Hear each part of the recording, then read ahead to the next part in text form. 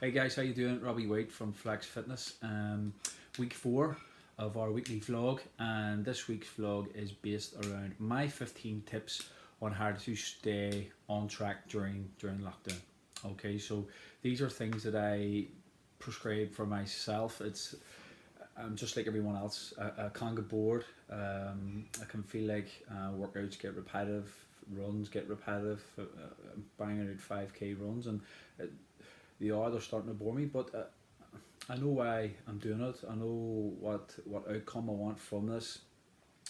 So these wee things are just tips that help me, and hopefully then can help you continue on lockdown until this is all over, until we can all go back to normal, until we can all go back to the gym if that's what you prefer. Yeah, so we're just going to get straight in and go through my 15 tips. Okay, so number one is move. Okay, so move, walk, jog, run, cycle, whatever it is you prefer, your method of doing some form of cardio, but just move, just do something is better than doing nothing. Okay, so if you say wake up and you're like, do you know what, I can't be arsed today doing another run. I'm fed up with it. If I do another walk, it's going to bore me. Change it up. Okay, so I'm sure we could all get somewhere where it has a bit of a hill. We could do a few hill sprints. If anybody has a bike, get out on your bike. If anybody's sick of doing them things, then you could go for the jog or you could go for a walk. There's a load of different types. I'm sure there's parks and things that have the steps, like the waterworks and things like that would have a good bunch of steps, a couple of good hills. Change it up so it's not just getting boring for you. You can do your 5Ks, you can do your 10Ks, you can do less, you can do some sprint work, you can do some hill sprint work, you can do some step work. And as I say, you could go down the towpath, down to Georgetown or on the bike or whatever it is you prefer. Yeah, so just move, okay? Just move. Number two would be if you're struggling for time. Now, a lot of people have loads of time on their hand, but there's still some people who are working. There's still some people who are in a house full of children and are struggling for time. So this is why we put out the daily workout. Okay, so the daily workouts shouldn't really take more than 30 minutes. Some are shorter, some are a wee bit longer, but it's like half an hour. So if you're only working for 20 minutes, 30 minutes, up to 40 minutes, say, increase the intensity of the workout. So if we prescribe, if we prescribe 3 rounds, or say there's 3 or 4 exercises, do 3 rounds or whatever, have a minute rest, then alter it to make it more intense. You can increase the reps, you can increase the time that you're on the exercise, you can decrease your rest time, you can have no rest time and just perform it back to back until it's done. You can change it about, but if people have the time and are okay working through it and taking their rest and doing this and doing that, if you're lucky enough to have some weights or some dumbbells and you can add them in, then that's great. But for people who need short, sharp workouts, just stick with high intensity. Okay. Number three for me is getting in the zone. It's very important for me. I don't know why. It's just the way I am, that I need to get in the zone before I do it. Other people around me, like my wife and stuff, just seem to just get up and go. For me, it takes a wee while. I like to sit and mull over what I'm doing and things like that, but I will get it done. But for me, it's taking my time to get into the zone. So if it's putting on some music or something that I enjoy to do, thinking about what I'm going to do, and getting in the zone, get myself going. Okay. Number 4 then is part of getting in the zone is set your targets and your goals for each session. Well, not only each session, you can do the session and then you can do the week or by the end of the month or whatever it is. But I find if I write it down, if I take the time to take a blank piece of paper and write down the workout that I want to do, whether it be some sort of a run, some form of resistance training, I find if it's written down, I will do my utmost to get that done. If I have a plan in my head, sometimes you can forget the process of the plan. Sometimes you can forget what's next on the plan. Whatever. If you have it wrote down, 9 times out of 10, it's going to be a lot better for you to get it done. Okay. Number 5 then. so if you like you're starting off your workout, is always do a warm up to get yourself going. So increase your body's core temperature, get the blood flowing, get the muscles loosened up, get yourself ready to go. Instead of just trying to jump in. With that, then you have a chance of causing injury. So we want to keep that to a minimum. If you're just jumping in, if you're not warm, if you don't feel like you're ready to go, and you try and just do a few sprints, or just go jump in doing my press ups and stuff, you're not really warming up the muscles, and there's a higher chance then of injury. And with injury, if you get pull a hamstring, if you pull a thigh muscle or whatever, then your cardio, you're walking, you're power walking, you're running, you're sprinting, maybe cycling also may take a bit of a hit. So just be careful. Make sure whenever you're going to go and train, especially if you're going to go and train at a decent intensity, that you're well warmed up and ready for it. Number 6, remember the mental benefits of training. Okay, so if you're not, don't have a plan to lose weight or get fit or whatever, then, and you're doing it for the mental health side, then just remember why you're doing this. Remember the mental health benefits of it. Remember how good you feel whenever you come back from a good session. You get showered, you get changed, all of a sudden the endorphins are flying, you start to feel good, and you're like, that's great. And what tends to happen then from there is you will probably eat something healthy. Where if you don't go and do the workout and things after I come back at the shower, blah blah blah, the chances of eating healthy tend to die down a bit. If you haven't went out and done that session, but you're just going to go and have your lunch, 9 times out of 10 it might not be the healthy lunch that you really should have been having. Where if you go out, test yourself, come back, you're going like, well, I just went and done something, or what is the point of me going and having something crap? So there's more chance that you're going to stay on track. Okay, so number 7, tricks to prevent boredom during training. This is a big one for me. So whether it be if I'm doing something that has higher reps, say I'm doing a challenge and it's 5 exercises and they all have 100 reps in each and stuff, and it becomes long and drawn out and stuff, I would break it up into counting 10 reps at a time. I would count down the ways, so it always feels like you do have less to do. So whenever you tell yourself that you have less to do, you're like, come on, let's go. And if instead of counting up the ways, you're getting up in them high numbers, and you're starting to freak yourself out a wee bit and go, I can't do it, I'm on 70 for example, we have 30 left. If you count down, you got 30 to go, you're like, I've only 30 left here. It is silly, it is a wee bit of a weird one, but it's something that I do. If I am really struggling, even if I'm doing the 5k, say if I'm into the last k and I'm really starting to struggle, I go to myself, right, 800 meters to go, 600 meters to go.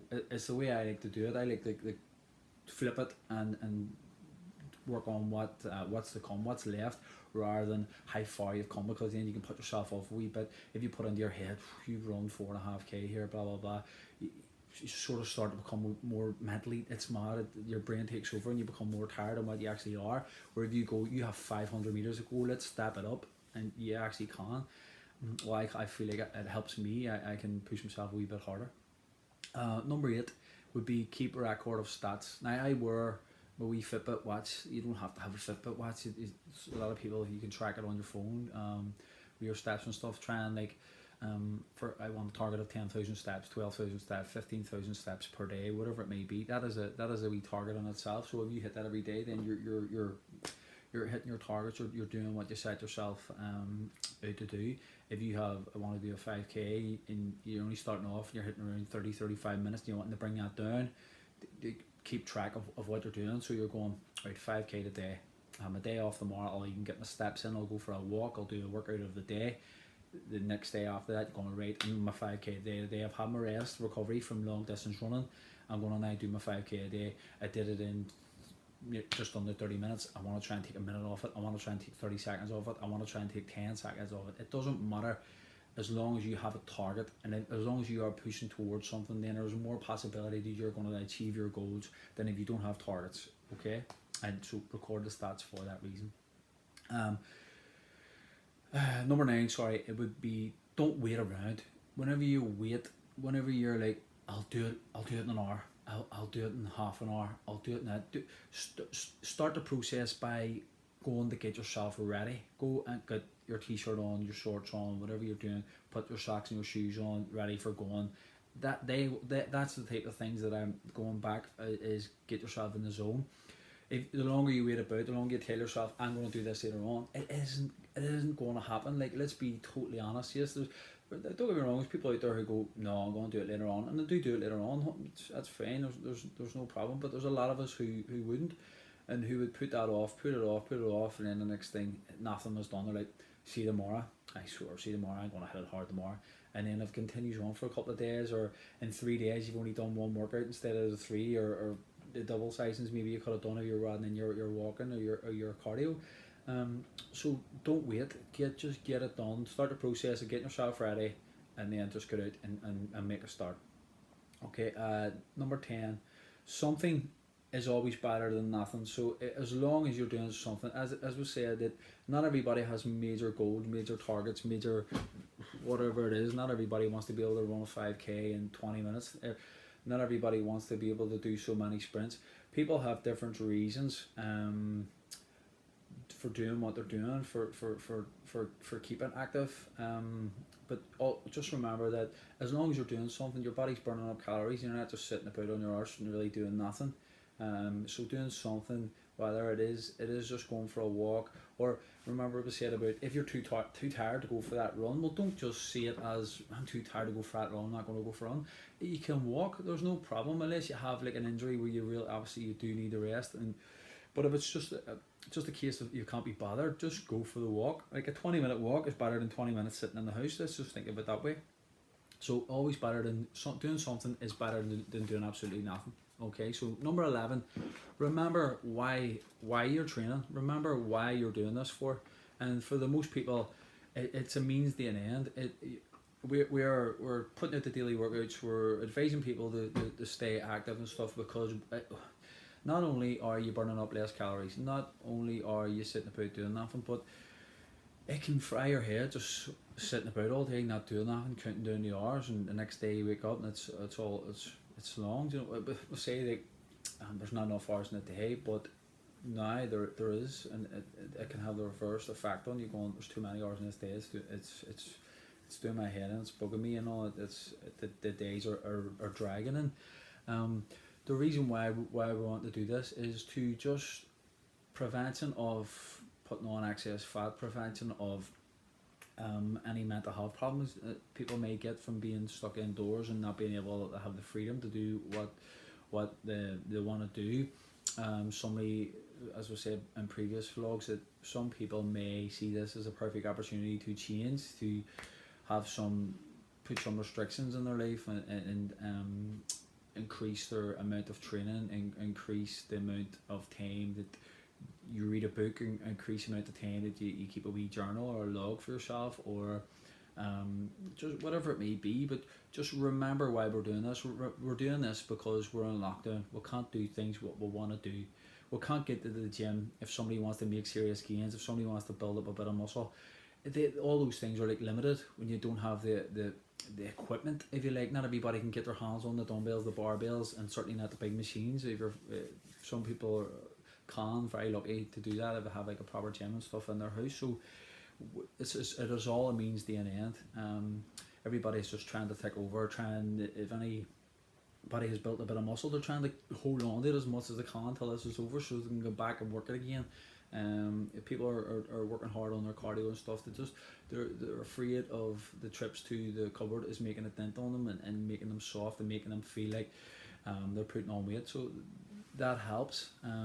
Just remembering why we're doing it and why you should be doing it. Number 12, then again, it sort of links in, is positive thinking. This is not just now, but maybe as a week comes into it a wee bit more. I've seen a lot of stuff on social media, a lot of stuff people are discussing about the benefits of staying positive, of being positive, of talking positive, of encouraging people. Like there's, say for example, you're on Facebook and you see someone trying, I'll just drop a wee comment and say, that's brilliant, well done, congratulations, you're doing fantastic. Just you coming off with something positive for someone else can then pass on to them, and then the next thing they're passing on to someone else. So the positivity just start to build up.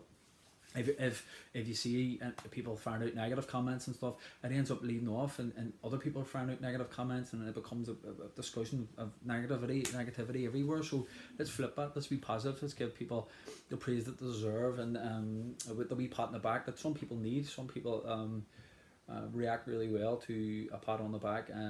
Well done, keep going. You're doing really well, and they'll be happy. They'll feel good. They'll pass that on to someone else, and they'll hopefully pass on their motivation to someone else, and then there's more people doing it. Okay, so number 13 then is get the sleep. This is something I have to tell myself all the time. I find I'm sitting down, watch the box set, trying to chill out before I turn everything off and sort of lie in the darkness, go to sleep. I always throw on the iPad, wee YouTube video, whether it's training, whether it's podcast, and what just discussions on anything, or when you find yourself on YouTube going from video to video, you can be on there for 45 minutes and go, I actually only went on there to watch a video here for 2 minutes, and now I'm 45 minutes down the lane and I'm still watching videos. It's madness. And the next thing, you go to bed 11 o'clock for talk's sake, you're like, happy days, get to bed here, blah blah blah. Next thing you look at your watch and it's like 1:30. You're like, whoa. Then you get to sleep. In my personal experience, the wee man's up early in the morning, he's jumping in between me and his mummy, and he's like, what's happening? He's full of beans, and he's, can I have the iPad? I want this, I want that, and I'm absolutely knackered, and that's because I didn't turn off the TV earlier. I didn't put down the iPad. Things that tell myself is what helps me, and it has helped in the past get me to sleep, is actually reading a book. I feel like whenever I'm reading, I can feel my eyes starting to go. I can feel myself going when I am reading the book. That's not anything to do with the book is boring a life out of me that I'm going to fall asleep. It's just the concentration of reading. You're concentrating, and you can just feel yourself starting to enjoy it. That's brilliant. I think I'm going to start implementing that more into my nighttime routine, because I can be a victim of just sitting about and watching rubbish. Just like everyone else, and I'm just trying to show that everybody at one point or another is on the thing. If you have it all sorted out, if you feel like as soon as you go to bed you go to sleep, that's brilliant. That's fantastic. That's the goal. That's what everybody wants to be able to do. So get to sleep. Number 14, second last one then, is reward yourself. Right. So if you are putting in the miles, if you are putting in the daily workouts, it is important to remember that you're not in a mad training camp. You're not being shouted at 24/7 to do this, do that. It is okay now and again just to come off for a second and enjoy something, whether it be the nice dessert that you wanted to have. If you wanted to say, for example, Friday night is our night for getting a takeaway. We'll play bingo, as I'm sure everybody's doing the same thing. We'll play one of those bingo games just for a bit of crack. We might have a couple of gins. Yes, we actually do. So we might have a couple of gin, and we'll order something in. So it might be a chippy, it might be an Indian, it might be a Chinese takeaway, whatever. But we feel Friday, like we've worked hard all week. It's just to reward ourselves for you're putting your body through a lot. So an influx of calories, like every now and again, isn't that bad. It can actually help with recovery in that you're taking on a surplus amounts of calories. But also mentally, you're like, that satisfaction of, on Friday I'm going to order this, on Friday I'm going to do this, I'm going to order that, I'm going to have that drink. And then when you're drinking it, you shouldn't, or you won't feel guilty about it, because you know you worked hard to earn it, and it's a reward. Okay, so don't be afraid to do that, but at the same time, don't let it come in too often. 1 or 2 nights a week's fine. 3, 4, 5 nights a week, then you're going to everything that you've been training for, all the runs that you've been doing, all the workouts you've been doing, then all you're doing is going around in a vicious circle. Then lastly, then just to tie in with sort of reward yourself as well, is have a rest day. We put up on the page on Sundays, just chill out on a Sunday. If you want to go, if you feel like you're fine, and actually doing like a low intensity walk, jog, cycle helps with the blood getting through the body. Helps with having a stretching day. Maybe you do a bit of yoga, maybe you don't, maybe you just want to do like a full body stretching, things like that. help again mentally, and then obviously having a day off, let your body recover. Your body be really good for recovering. If you take just one day off, your body can recover really, really well, and then you're able to hit it hard again. The rest of the time. So always have that rest day. And there you go. There's 15, I think, or decent tips that I certainly try and use for myself. There's some there that I need to add in more. There's some there that I do religiously, but it's just tips. It's just a wee bit of advice for everybody. If you want to implement it, you can. If you don't, you don't. Nobody's going to make you, but it's just a wee bit of advice for you all. So that's it for episode 4. My tips on how to stay on track while we're in lockdown. After this post, then will be the workout video going up. Change up a wee bit. I think we're going to go a wee bit of Tabata. Okay, so I'll explain all that, what it is, what the exercises are, and the protocol for everything whenever I put up that video. So I'll speak to you all again next week then. So stay safe, stay home, protect the NHS, and I'll see you all next week. Bye.